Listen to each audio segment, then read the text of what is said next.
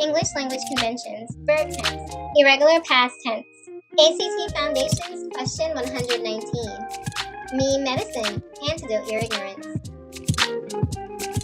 ACT English Foundation, verb tense, question 119.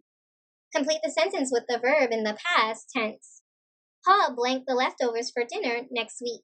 The task here is to shift the tense of freeze to its simple past tense verb form. Here, obviously, we took the opportunity to depict Paul retrieving his frozen dinner about a week or so later. Here's what I need you to understand. Most verbs are regular in the past tense. That means you follow a rule like add ed or add d to get the past tense form of the verb. Some verbs are irregular in the past tense. That means you don't follow a rule. Instead, you must remember the past tense form of the verb. Check out this example. Jacob lost his keys.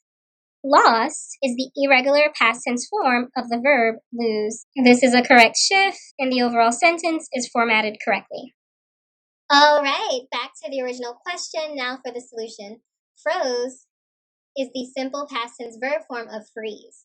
This is an irregular simple past tense verb form because it doesn't end in a D or an ED, so you'll have to commit it to memory.